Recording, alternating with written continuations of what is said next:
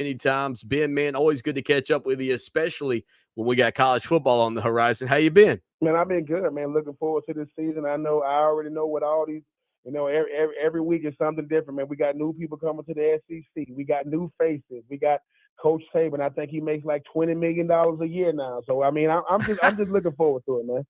Yeah, I'm trying to get a little bit of that money. Heck, I'm trying to get a little bit of that player money right now, man. The players and the NIL, that's been a wild ride too. I'm sure you're probably in favor of that, being a former player yourself. But when you look back at your career, do you think, man, what could have been? Maybe you'd have been pushing a Benz in college.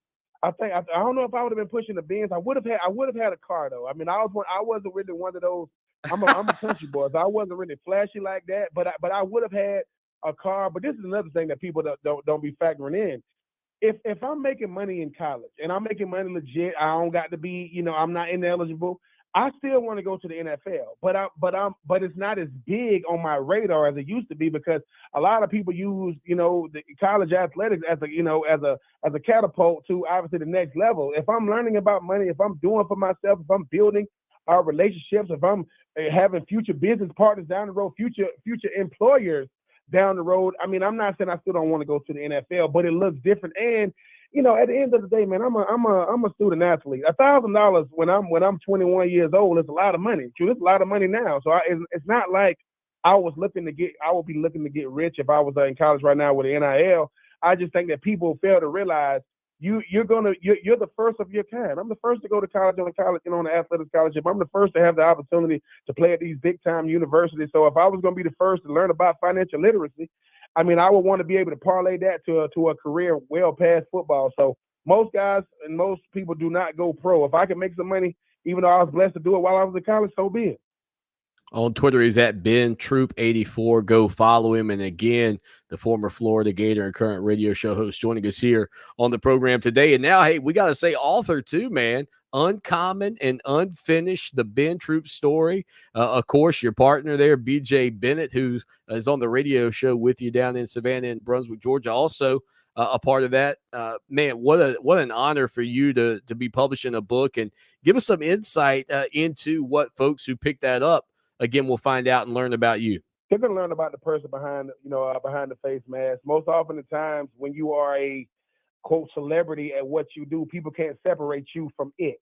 And to be quite honest with you, it took me a long time to separate myself from it because that's always been my identity, football and being a professional football player. It's a chance to go behind the scenes and really find out what makes me tick, what shows you who I am and what I am, what I'm becoming, what I'm unbecoming, trials, tribulations, fatherhood, trying to figure out a love story between a father and a son. It's a winding road. I mean, my book is real similar to how my mind is. I'm all over the place, man. I'm never ever gonna give you one train of thought. I'm gonna be all over the place. But more importantly, it's a thank you letter to a lot of people, from not just my family members and not just my friends and teammates, but people who have no clue of the impact they made on my life.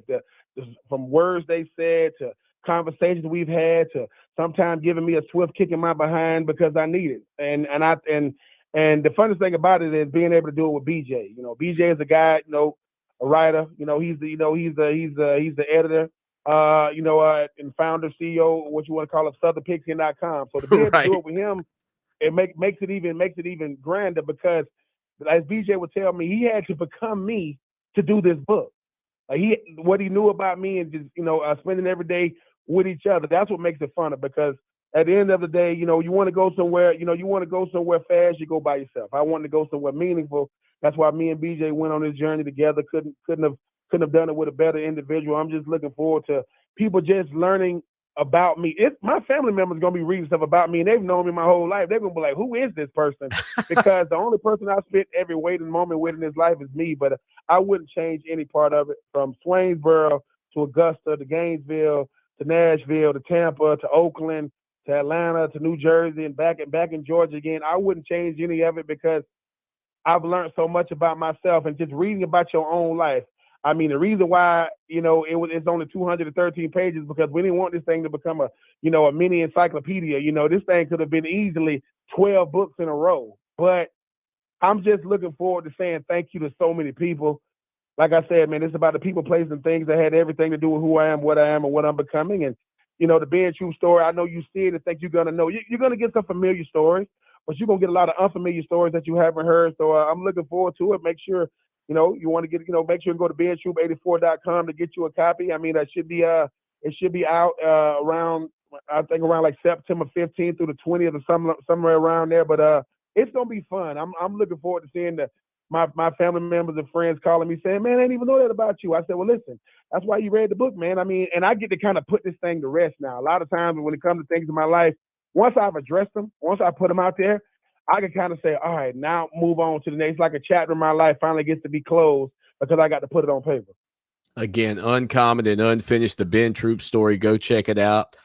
His buddy BJ been a part of that. And again, Ben's on Twitter at BenTroupe84. And I guarantee you can find out all you need to know about where you can get your hands on it. And Ben, this time of year, I mentioned it's so special. The Tigers will be on the practice field tomorrow for the first time, and everybody's getting geared up for the season. But all offseason, it's really been about Clemson and Georgia. And then, boom, Texas and Oklahoma jump in and interrupt. I know your conversations in the state of Georgia, our conversations in the state of South Carolina as they make their move into the SEC. We don't know when that'll take place, most likely in 5 years if they don't get something worked out, obviously. But, I mean, what's been your reaction to these two college football powerhouses? Maybe not Texas right now, but over the history, both of these programs have been substantial players on the college football game. What's it like for you, an SEC guy, to hear those two teams joining the league? It's weird. I'm not gonna act as if this is something that I knew what would happen. But when you start looking at the SEC, the one thing they do better than anybody else is promote. Yeah, they got Alabama. Yeah, they got the biggest teams and the biggest names and the biggest coaches. But not only do they get you to believe in the SEC the way they do, they get people who don't even watch football to know who the SEC is. So when you start saying, okay, how can we make the SEC bigger? Because people saying, oh, they taking teams from the Big 12. Well, they took teams from the Big 12 before. It just wasn't Texas and Oklahoma. It was Texas A&M Right. and Missouri. So it was almost like they was gearing up for this. But when you think about how do you one up, Nick Saban at NC Media Days and Bryce Young getting a 7-figure NIL deal, you talk about Texas and Oklahoma. I will give Greg Sankey a lot of credit. Greg Sankey, the commissioner of the SEC, he was a part of that group that was putting together the 12-team playoff. It did not leak. They've been talking to Oklahoma and Texas for a year. It did not leak. I don't know if Greg Sankey is going to go into politics when he's done being the commissioner, but he would kill all the leaks in the White House. He do it better than they can do it. I'm just saying it's crazy, and I'm not getting political by no means, but I just think that when you talk about the SEC and what they're doing, how can they boost their reputation? Well, look at what they did last year in 2020. Out of all the conferences, they handled the COVID-19 the best. They said we're going to listen to the experts. They said we're not going to try to get ahead of this thing. They had full cooperation between the commissioners, between the ADs, between the coaches, while everybody else was trying to scramble when they're going to play, how many games they're going to play. Greg Sankey is the most powerful man in college football. I mean, bigger than Mark Emmert and all those guys. So they put Texas and Oklahoma in a position they couldn't say no. What are they going to do? Go back to the Big 12? No. They're going to say yeah, and I don't believe it's going to take 5 years to get those guys a part of the league. I know it's going to come down to those buyouts, but you already had Alabama, Georgia, LSU, Texas A&M, Florida. Now you're going to add Texas and Oklahoma. I know Texas A&M don't like it because they usually didn't have to recruit against Texas to get recruited. Right. I mean, as far as like the SEC, and look at the rivals. Now you're going to add the Red River rivalry to the Egg Bowl, Florida, Georgia, the Iron Bowl. Georgia, Auburn, and all these different games. So it's going to only boost the reputation of the league. SEC Media Days has already been crazy. So now you're going to have Lincoln Riley. Now you're going to have Steve Sarkisian, who just left Alabama to be the head coach of Texas. Now he's back trying to compete against those guys. I think it's great for college football. People saying, is it going to kill college football? No, it was already – the SEC and ACC, Big Ten was already dominating college football. Now you're just taking two of the blue bloods in the Big 12 over to the SEC.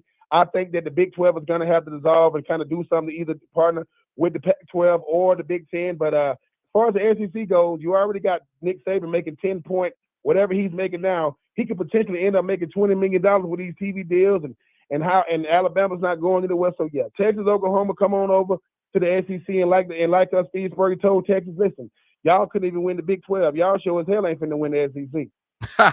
Ben Troupe with us here on the program, the former Florida Gator. So do you think it's over? I mean, is it that's the 16, or do you expect more teams to join the SEC at some point down the road, Ben? I wouldn't be surprised. I've heard a lot of rumblings. I've heard, Florida State. I've heard Clemson. I've heard a lot of, and I know everybody gonna say, oh, it comes out, and then somebody says, oh, that's not true. Well, we've heard, I remember when the Big Ten said that they wasn't going to cancel the season because it leaked on Twitter first, and then 2 or 3 days later, they said they weren't going to have a season, and then you had the hashtag "We Want to Play" and all these different things. It's hard to not put anything past what the SEC is doing because they got all the leverage. They control all the cards. They do what they want to do at this point. And Greg Sankey is one of the best negotiators in sports right now. Why would you say no? Because what they do is they put it out in the public so the public can know you're doing it, and then they'll say, okay, so show me your better offer.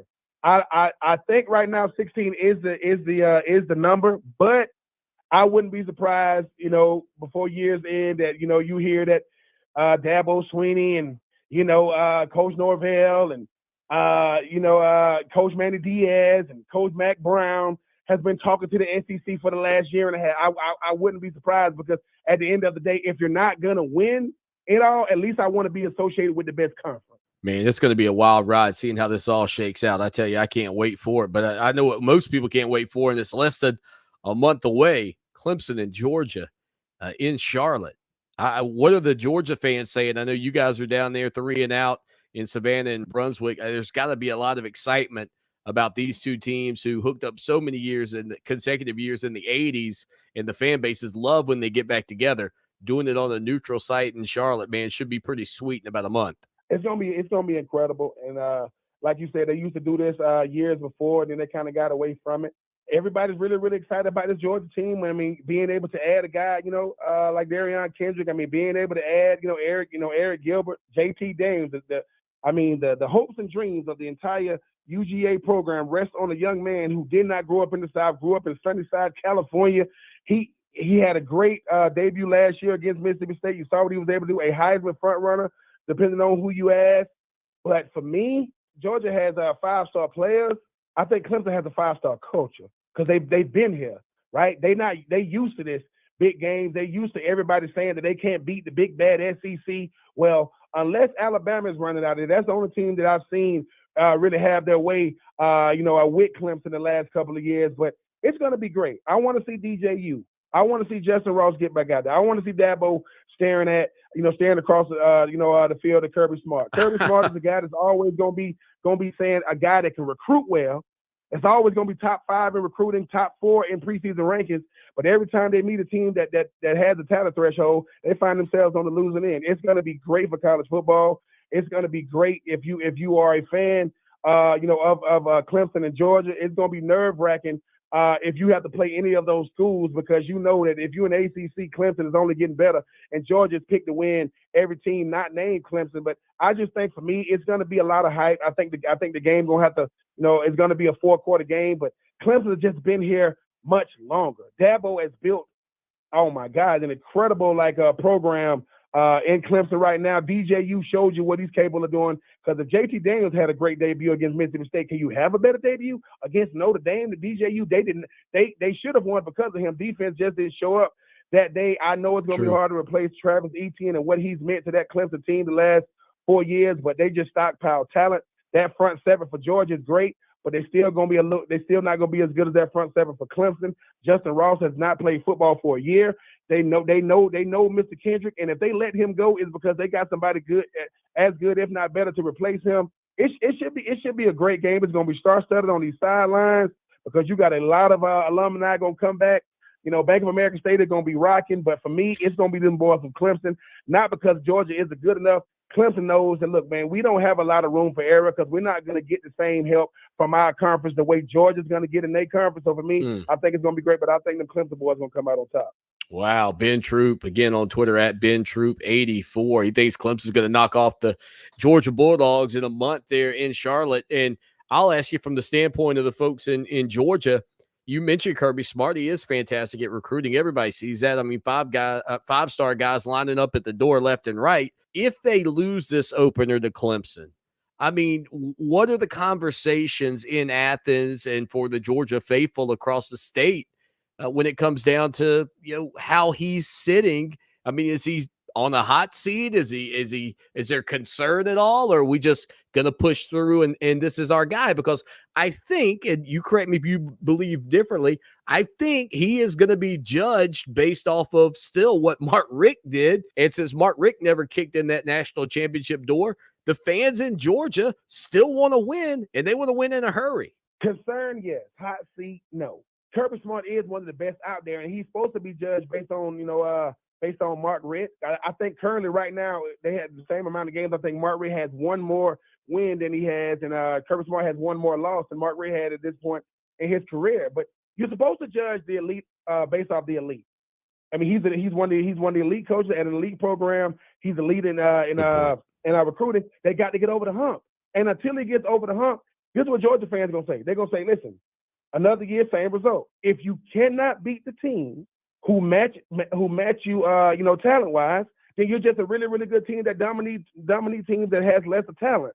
And that's how it should be. Nobody's gonna feel sorry for Nick Saban in Alabama if they lose a game. Nobody's gonna feel sorry for Oklahoma and Ohio State if they lose a game. If you are who you say you are, you got to prove it against the best out there. Dabo Swinney, I know he missed the BYOB, BYOG, bring your own guts and all this stuff and all the things he do, but he has a great culture built in Clemson. Clemson's culture is so big that Georgia's secondary is only better because they took the guy who left Clemson. That's why they secondary is even half as good now with the guy who used to be a 5-star and a potential first-round pick, in Kendrick from Clemson. So that's when you got a great program. Clemson is the one team in college that do not need transfers to be good. Georgia takes transfers. Clemson said, no, we take the guys we recruit and we win with them. And if they don't want to be here, we're going to be just fine. I just think for me, if Kirby Smart doesn't win against Clemson, same old Kirby. And I know people don't like to hear that, but name the last time he beat a team that matched him talent-wise. He didn't beat Alabama. He hasn't beat Alabama since he's been there. Came close but didn't do it. Wasn't able to beat Florida last year, and Florida wasn't better than them talent-wise, and Florida spotted them 14 points. I think that if you are a coach like Kirby Smart, one of the best coaches in the country, one of the highest paid coaches in the country, at the flagship university and biggest brand in the state of Georgia, you got to go out there and make it happen. Nick Saban said, look, man, we win here at Alabama. You don't got to like it, but we get it done. It ain't about who wearing represent the Crimson Tide. It's what we do when they're there. I mean, Tua, Jalen, whoever they got under center, they still find a way to get it done. If Clemson, the only thing Clemson hasn't done yet is win a Heisman. And DJU, that's the pressure he's under, because I like Trevor Lawrence, I like Taj Boyd, but you can't play the quarterback position better than Deshaun Watson did at Clemson. And Trevor Lawrence almost took it to another level. DJU, he's the next up. I know he big like Cam Newton. I joke about 6'6", 250, big dude. He got a big arm. I think he's built for it. But for me, Kirby Smart, he got to go out there and win the games that everybody say he can't win. Because if not, he going to still be top 5 in recruiting. He's still going to get all the ink in the paper. But everybody knows when that national championship game is coming up, he's going to be watching. Again, he's on Twitter at BenTroupe84. In the book Uncommon and Unfinished, the Ben Troupe story, going to be hitting shelves near you soon. Ben, man, always great to catch up with you. Man, appreciate you, man. Always good being on with you, sir. We'll hit a quick break and come back with more of the show that shakes the Southland. Keep it locked for more Clemson Sports Talk. Now, Columbia's most dependable traffic, sponsored by Pope Davis Tire and Automotive, home of the best tire prices in Columbia, guaranteed. Fox Sports Radio 1400 traffic. A wreck on Wilson Boulevard at Turkey Farm. Also an accident on Lorick at Wentworth. The 103.5 FM WVOC traffic tip line number is 343-1055. This report is sponsored by Safeguard Soap and Sanitizers. As we all find a new normal, don't just wash your hands.